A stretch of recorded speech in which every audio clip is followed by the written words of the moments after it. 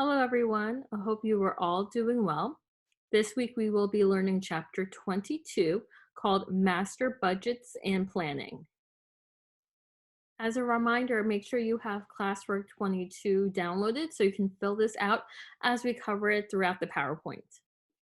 The topics we are covering for chapter 22 are budgeting basics, preparing budgets, which is the majority of this chapter, and then a brief explanation on budgeted financial statements. First, I want to explain what a budget is. It's a formal statement of a company's plans expressed in monetary terms. We're using past information to plan for the future. Let's do a little introduction to budgeting by reviewing some of the benefits.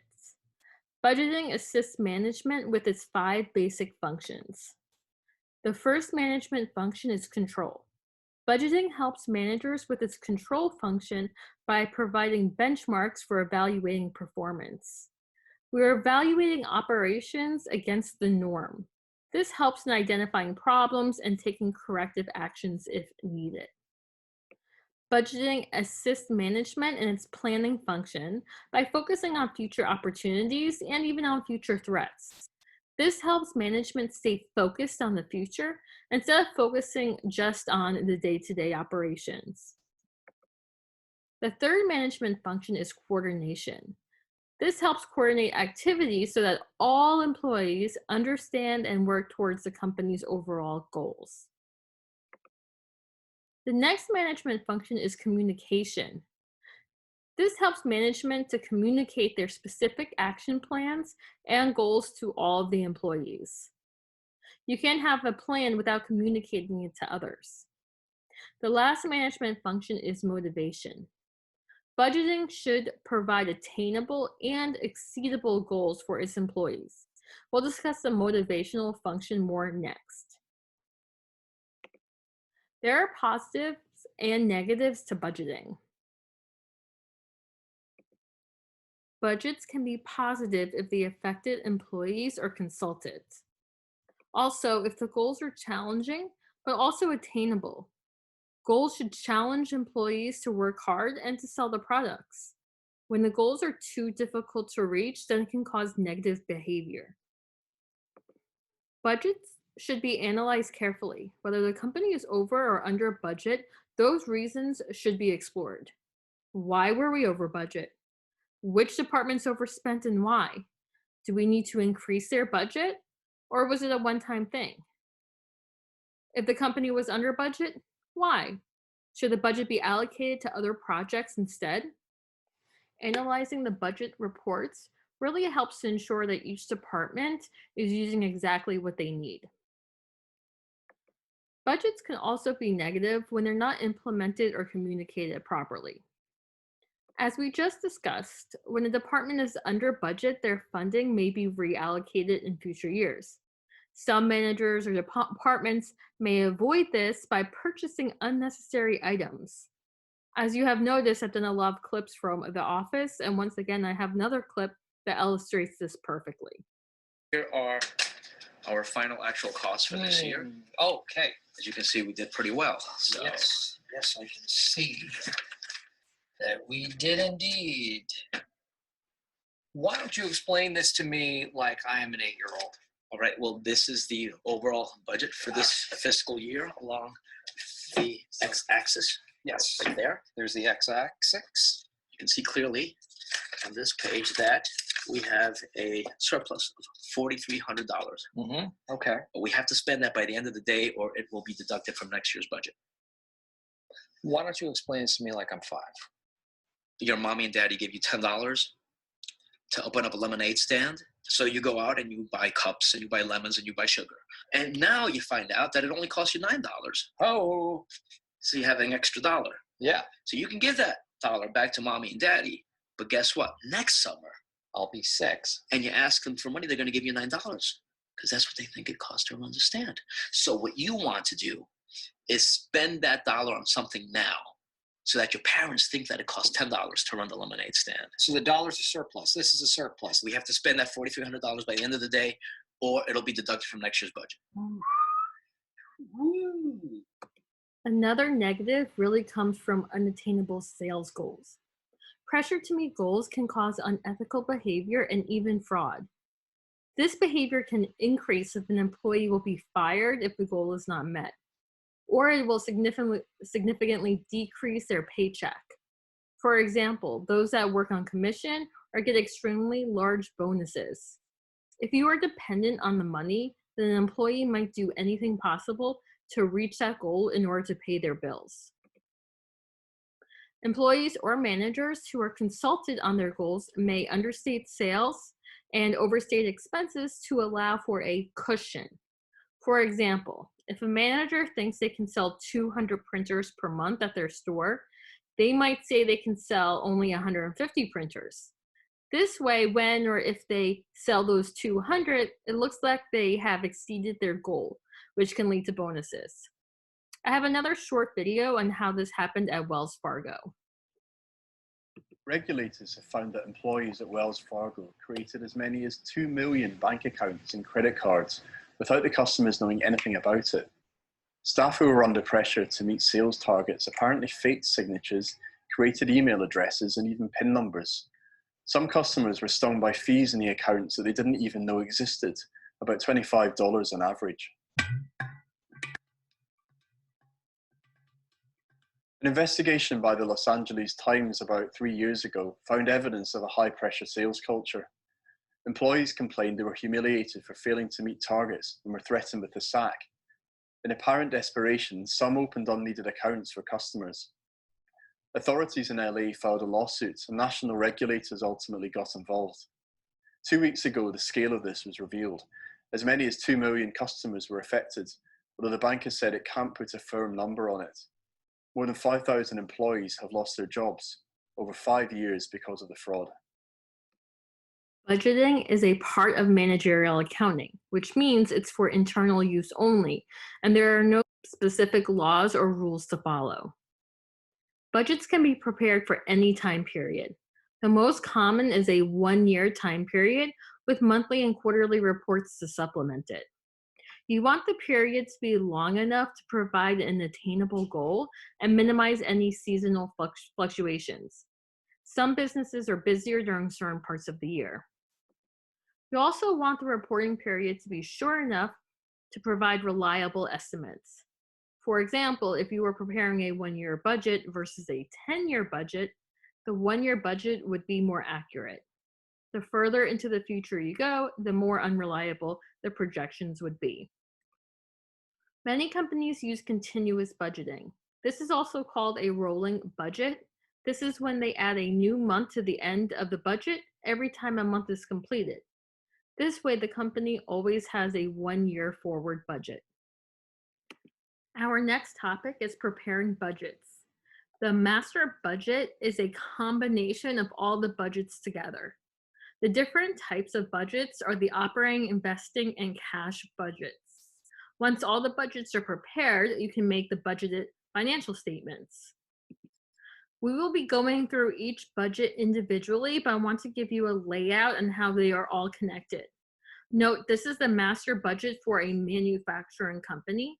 Other businesses may not use all these budgets or will use a variation. First are the operational budgets. We always begin with the sales budget because that will dictate the necessary spending for the other budgets. Once we know how many units we plan on selling, we can determine how many units to make. Once we know how many units to make, we can calculate how much we will spend on materials, labor, and overhead. Once a production budget is complete, the capital expenditures budget can be prepared along with the selling and administrative budgets. After all these budgets are prepared, the cash budget along with its schedules can be done. The final step is to use these budgets to prepare the budgeted financial statements. We will be discussing each of these budgets next. The first budget is always the sales budget. We need to do this one first because we won't know how many units to make or what to purchase if we don't know what we plan on selling.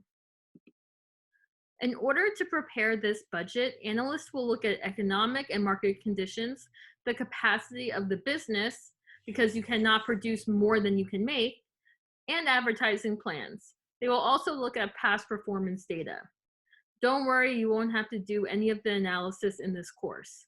What you need to do is use this information to prepare the budget. Preparing the sales budget is extremely easy to do. You would multiply how many units you plan to sell by the selling price. That's it. Please also note that all the budgets we are doing in this course are very basic. Companies that have many products will have a much more extensive sales budget. Let's do an example for this budget next. This is number 1 on your classwork. Make sure to fill it out and follow along. You can also pause this problem now to see if you can do it on your own. We have Scora Inc. They're preparing its master budget for the quarter ending May 31st. It sells a single product for $50 per unit. Budgeted sales for the next 3 months follow. Prepare a sales budget for the months of January, February, and March. We have the amount of units we plan on selling in January, February, and March. We also know that we sell these units for $50 per unit. Like I said before, this is really easy to do. First, we want to put in how many units we plan on selling, and then we want to multiply it by the unit price times. This will equal our budgeted sales. The amount of units we plan on selling for January are 1,200. The budgeted unit price is $50. We will multiply these numbers. 1,200 times 50 equals 60,000. February, same thing. How many units do we plan on selling? 2,000 units multiplied by how much we sell it for, of 50, will give us sales of $100,000. Finally, for March, 1,600 is the amount of units we plan on selling, times the $50 we charge for each unit. So in March, we think we will make $80,000. You can add everything up to get the totals for the whole quarter. We'll be selling 4,800 units for a total sales of $240,000. Next, we'll discuss the production budget. This budget shows a number of units to be produced in a period. We need to make enough units to cover our sales, and we usually want to make extra so that we have enough units on hand to make sales at the beginning of the next period. For example, if we think we sell 2,000 printers this month, we don't want to make exactly 2,000 printers. This is because at the beginning of next month, we won't have any finished units on hand to sell. If it takes a few days to make a printer, then we will be a few days behind in our sales. The other thing to consider is that since we do always start with some units on hand, then we don't have to make all of them each month. If we needed to make 2,000 units for this month for our sales, last month we would have made some extra for this month. If we made some extra, then we don't have to make all of them for this month. You always want to consider how many sales you're making for this month, plus the extra you want for the following month, minus any you already had on hand, the extra you made from the prior month. This can also be done on a yearly basis or quarterly basis. I'm just using a month as an example. Therefore, we will use our sales information along with our inventory guidelines. The outcome of this budget will be how many units we need to produce for each time period. A simplified formula on how to calculate this is the ending inventory plus sales units minus the beginning inventory. The ending inventory is how many units we want on hand at the end of the time period to begin the next period with. Sales units is the amount of units we plan on selling this month. Beginning inventory is the units we already had on hand at the start of this period. These were the units made extra from the last time period. Let's do an example together. This is number 2 on your classwork. We have Forest Company, who manufactures phone chargers and has a policy that ending inventory must equal 10% of the next month's sales. Therefore, we want 10% of what we think we're going to sell next month made prior. It estimates that October's actual ending inventory will consist of 40,000 units. November and December sales are estimated to be 400,000 and 350,000 units, respectively. Compute the number of units to be produced that would appear on the company's production budget for the month of November. First, we need to calculate the ending inventory units. These are the units we want on hand for the following month of December. We want 10% of next month's on hand. In December, we plan on selling 350,000 units. Therefore, we want to make 10% of that in November. 10% of 350,000 is 35,000. Next, we want to add the amount of units we need to make for this month. We're currently in November. We plan on selling 400,000 units. Therefore, we need to make those 400,000 units. We add these numbers together. Our requirement so far is 435,000 units. Lastly, we'll subtract the amount of units we already had on hand. It states up here that October's actual ending inventory will consist of 40,000 units. Therefore, October ended with 40,000 units, so November started with 40,000 units. This is how many we had on hand. It is also 10% of what we planned on selling. We subtract this because we don't need to make these 40,000 units because we already had it on hand. 435,000 minus 40,000 equals 395,000. For the month of November, we need to make 395,000. This will cover this month, plus a little bit for next month, minus what we already had on hand. The next budget we will discuss is the direct materials budget. The direct materials budget shows the budgeted cost for the direct materials that will need to be purchased to satisfy production. We need to do the production budget first. Once we know how many units we're going to produce for each month, then we can figure out the materials we need to buy for each month or each time period. This budget will show us both the quantity, how many materials to buy, and the cost, how much it will cost us for these materials. The formula is the materials required for the production plus the budgeted ending materials minus the materials in the beginning inventory. Very similar to the last budget we did. The materials needed for production would be how many materials we need to purchase for the current time period, let's just say the current month, plus the budgeted ending materials. These would be the materials we want to purchase to have on hand for the following month, minus the materials in the beginning inventory. This is what we already had on hand at the start of this time period. These would be the ending materials from the last time we did this. Let's do an example with this one. This is number 3 on your classwork. We have a Zortec Corp who budgets production of 400 units in January and 200 units in February. Each finished unit requires 5 pounds of raw material Z, which costs $2 per pound. Each month's ending inventory of raw materials should be 40% of the following month's budgeted production. The January 1st raw materials inventory has 130 pounds of material Z. Prepare the direct materials budget for January. I would say that out of all the budgets that we're going to be preparing, this one is probably the most complicated one. We begin using the budget production units. How many units do we need to produce for the month of January? Zortec budgets production of 400 units in January. The first line would be the 400 units. Now we have to figure out how many materials we need to make those 400 units. What is the materials requirement per unit?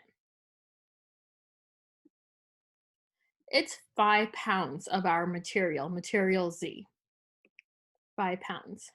How much materials do we need to purchase, how many pounds, in order to make these 400 units? For this one here, you would multiply 400 units times 5 pounds equals 2,000 pounds. That's our first step. Our second step is to add the budgeted ending inventory requirements. How many pounds of this material do we need to purchase to satisfy what we want at the end of the month to cover the beginning of February? If you look at the problem, we would like 40% of the following month's budgeted production on hand. Therefore, whatever we need to make in February, we need to calculate how many materials that is, and we only want 40% of that to be purchased in the month of January. This is probably the most complicated number to find on this whole budget. We think we're going to produce 200 units for February. We need 5 pounds of material for each of those units, and we only want 40% of that to be made in January. Therefore, you will multiply all these numbers together. 200 units for February times 5 pounds of this material for each of those units. And we only want 40% of that to be purchased during this month, the month prior. 200 times 5 times 40% equals 400 pounds. We add this together, the 2,000 pounds plus the 400 pounds. So far, our requirement is 2,400 pounds of this material. Our last item to figure out is how many pounds of this material we had on hand at the beginning of this time period. It states in the problem the January 1st raw materials inventory had 130 pounds of this material Z. Our beginning inventory would then be this 130 pounds that we already had on hand. We will subtract this to figure out how many materials need to be purchased. 2,400 minus the 130 equals 2,270 pounds of this material. That's the first number we want to figure out. We want to figure out the quantity of materials. The next item we want to figure out is how much will this cost us? How much is the materials price per pound? It's $2 per pound. We will multiply this. We need to purchase 2,270 pounds of material Z at a cost of $2 per pound. When you multiply that, it'll cost us a total of $4,540. The next budget is the direct labor budget. The direct labor budget is pretty easy to do. It shows the cost for direct labor that will be needed to satisfy the production. Once again, we need to do the production budget first to know what we're going to spend on our employees making these products. Remember, this is just direct labor, those who are directly working on the product. The manager's salary and other employees who are not working on the product would not be included with this budget. The formula is very simple. How many units we plan on producing times the time per unit. Does it take us 1 hour, 2 hours, 6 hours to make it? The time unit. Times how much we pay our employees per hour on average. Once again, this is a very simplified structure for this budget. Companies that have many employees and many different products will have a much more extensive looking budget. Let's do a practice with this one. This is number 4 on your classwork. We have Tora Cove, who plans to produce 1,020 units in July. Each unit requires 2 hours of direct labor. The direct labor rate is $20 per hour. Prepare a direct labor budget for July. I do recommend pausing this right now and trying it on your own since this is an easier budget to do. We begin by putting in a budget production in units. How many units are we planning on producing for the month of July? 1,020 units. What are the labor requirements? It takes us 2 hours to produce each unit. We multiply these to find out the total hours needed. To make 1,020 units, it will take 2,040 hours. We need to pay our employees for 2,040 hours in order to make these units. What's the direct labor rate per hour? It's $20 per hour. We multiply the 2,040 hours by the $20. We get a total cost of $40,800. To make the 1,020 units, it will cost us $40,800 in labor costs. As a reminder, direct labor would be those who were physically working on making the product, like the assembly line workers. Managers, supervisors, those in offices would not be included with this number. Those salary costs are part of overhead, which is the next budget we will discuss. The factory overhead budget shows the budgeted costs for factory overhead that are needed to complete production. This would be the variable costs that we learned last chapter, along with the fixed costs. Once again, this budget becomes more complex with larger companies.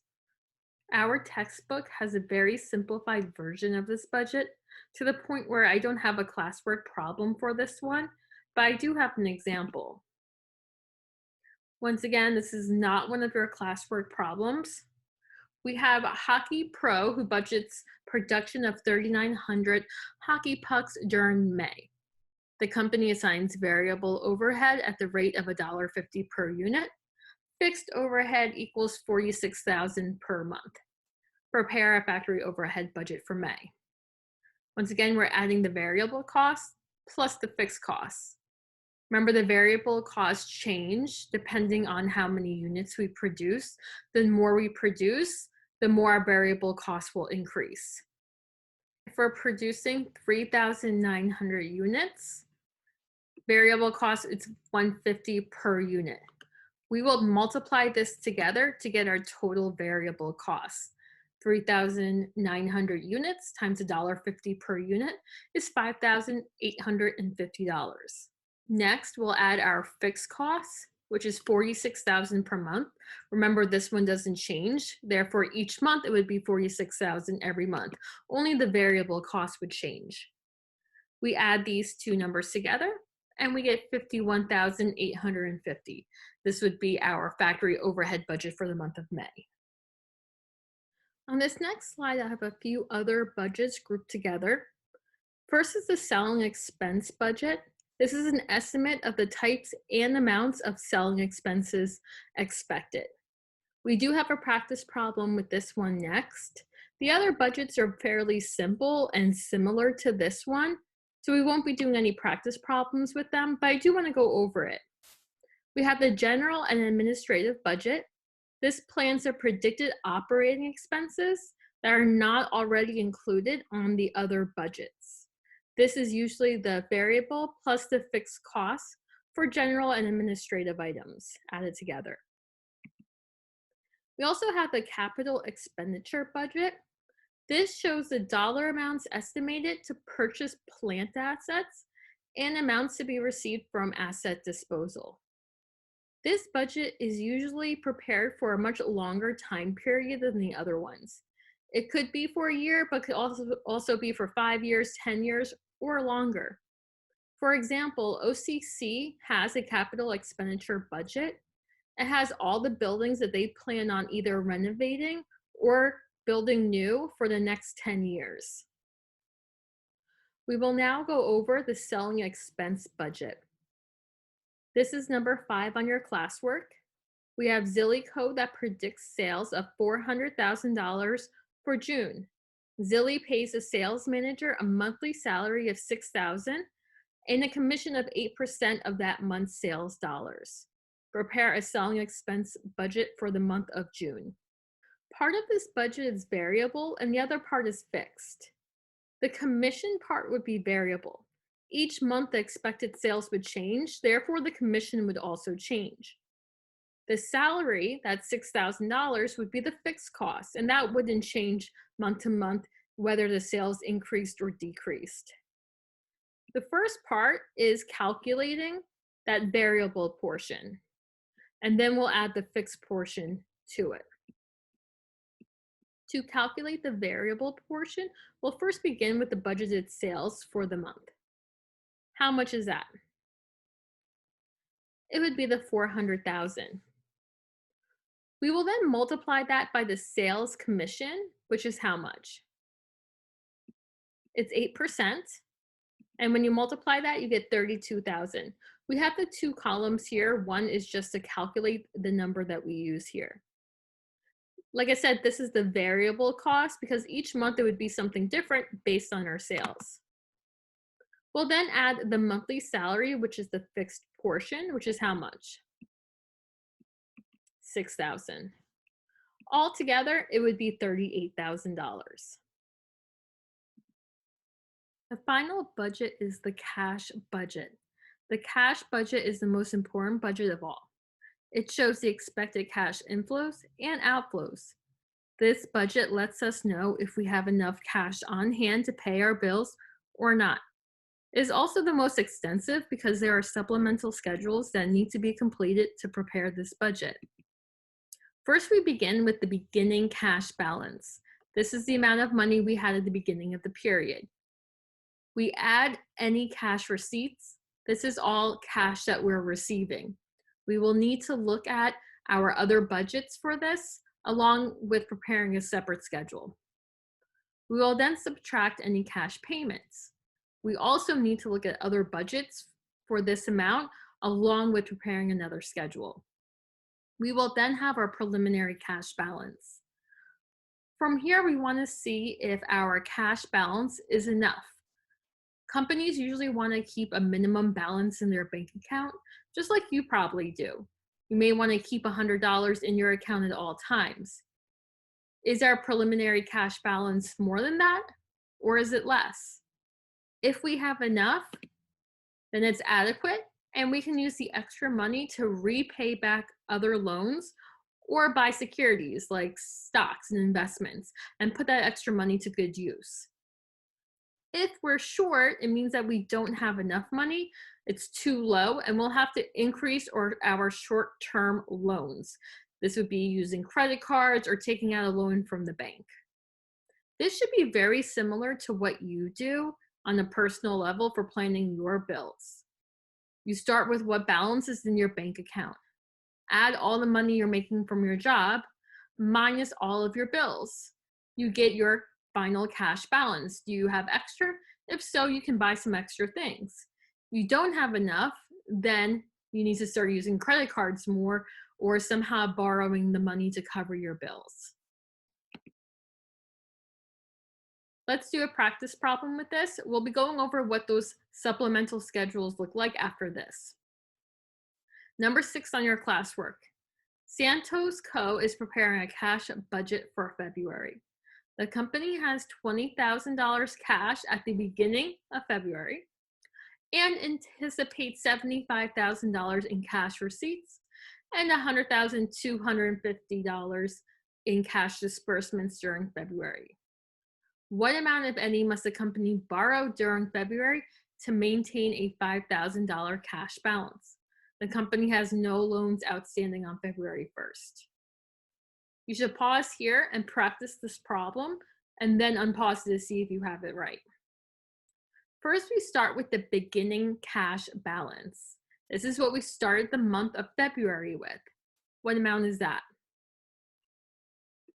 It's $20,000. Add any cash receipts. This is the incoming cash. Once again, we'll use a separate schedule to calculate this, but for this problem, they just gave it to us. How much is that? 75,000. We add these two numbers together. This is our available cash. 20,000 plus 75,000 is 95,000. Next, we'll do our subtractions. We'll subtract our cash payments. How much is that? It's $100,250. We subtract that to get our preliminary cash balance. Right now, we are negative $5,250. You can already tell that this is probably too low because we're in a negative. We want to maintain $5,000. How much do we need to borrow in order to have $5,000 as our ending cash balance? Well, we need to borrow the $5,250 because we are negative. That will bring us back to zero, plus an additional $5,000 to give us the $5,000. We will need to borrow $10,250. If we had negative $5,250 and we add the $10,250 to it, we now arrive at $5,000 cash balance that we want. This final number should be the amount you wish to maintain. If we had anything extra, instead of taking a loan out, we would repay maybe previous loans or buy securities. In the end, your answer for the final cash balance would still be what you wish to maintain, whether it's over or under. We are now going to discuss the two schedules used to calculate cash receipts and cash disbursements. You would think that the amount of sales would be the amount of cash you were receiving. That would be true if the company only made cash sales. Most companies extend credit to other companies, giving them maybe up to a month to pay. For example, I could have made $100,000 in sales this month, but gave my customers 30 days to pay. So I wouldn't be receiving all $100,000 this month. I would only use the amount I plan on actually collecting. Another example is I'm working now in April, but I won't get my paycheck until May. When I plan my monthly budget, I'll include this money in May, not in April. The cash payment schedule is the same concept, but looking at it from the other side. We may have made purchases of direct materials this month, but we'll pay for it next month. We can have our creditors loaning us credit. Just like you may receive a bill now, but it's not due until next month. These two schedules are prepared the same way. We're going to do a practice problem for the cash receipt schedule. This is number 7 on your classwork. We have Jasper Company who has sales on account and for cash. Specifically, 70% of its sales are on account and 30% are for cash. Credit sales are collected in full in the month following the sale. The company forecasts sales of $525,000 for April, $535,000 for May, and $560,000 for June. The beginning balance of accounts receivable is $400,000 on April 1st. Prepare a schedule of budgeted cash receipts for April, May, and June. This first table is really used to help us prepare the main table. It's the second one that we really care about, but the first is just to help us split up the money before we do that. We made sales. 70% of the sales are on account, 30% are for cash. We want to first divide that up. The cash sales would be 30%, and the sales on account are 70%. Now the total sales for April are $525,000. 30% is cash and 70% is on account. So we'll do 30% of this number to give us $157,500. And then the remaining amount, the 70%, would be $367,500. We're going to do the same thing for the other 2 months. For May, the total sales is $535,000. Let's split it up 30% and 70%. even though I'm doing it on here, you should all really try this. On your last test, there was a lot of problems that dealt with percents, and a lot of you had the decimals in the wrong place and weren't doing it properly. So please, please practice this. Do 30% of this number and 70% of this number.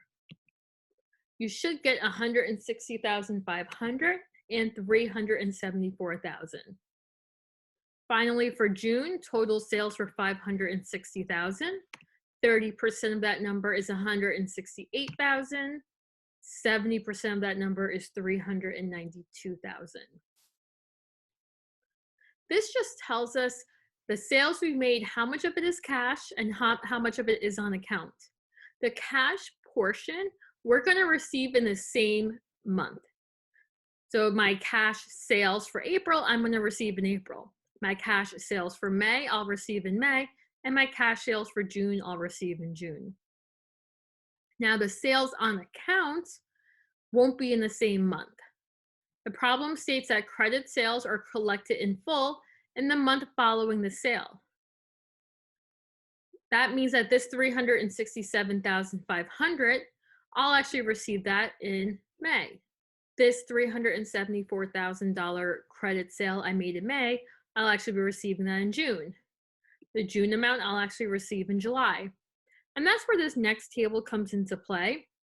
First, let's put in the cash sales because that's the easy part. It's going to be the same month.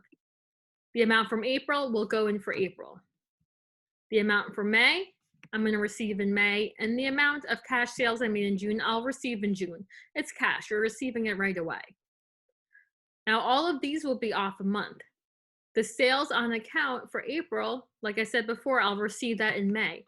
So this 367,500 will be in May. This $374,000 worth of sales I made in May, I'll receive in June. The amount for April, you'll need the month before this, the month of March. When we look up here in the problem, it does tell us that the beginning inventory balance is 400,000 for April 1st. So it does tell us this amount right here. Now you just add up the columns. Add up the 157,500 for April and the 400,000 that we're receiving in April, but it's from the month prior. We expect to receive $557,500 in April. Do the same thing for May and June. Should be receiving 528,000 in May and 542,500 in June. We would then use these numbers when preparing the cash budget. One thing I wanted to note is that this publisher for your textbook has kind of gone back and forth with the way the problems are set up. It used to be set up just like this, and I thought this was fairly easy. They have recently changed it, so I want to show you what it looked like since it's set up different than this classwork. This is an example from your homework. The first line is sales. Put in the total sales for each month, the full amount, and then subtract the portion that's going to be on account, the sales that they're going to pay you later for. Then input the portion that was cash and add that to the prior month's accounts receivable from the month before. And add those two up to give you the total at the end, totaling up the cash sale percent and the ending accounts receivable from the month prior. Our last slide is on the financial statements. This is just something very quick we're going to go over because it's pretty much done the same way that you've been doing them since Accounting 1. We'll have the budgeted income statement and the budgeted balance sheet. For the budgeted income statement, we'll use the budgets we made for the sales and for all of our expenses in order to make the income statement. The cash budget will be used for the budgeted balance sheet to know the total amount of our assets, along with some of our other budgets. Basically, the income statement and balance sheet are going to be done exactly the same, but we're just using the budgeted information to prepare these. And you would do this after you're done with the cash budget. This would be your last step. This concludes the PowerPoint video for Chapter 22. Please let me know if you have any questions and don't forget to submit the classwork. Stay safe, be healthy. Please let me know if you need anything.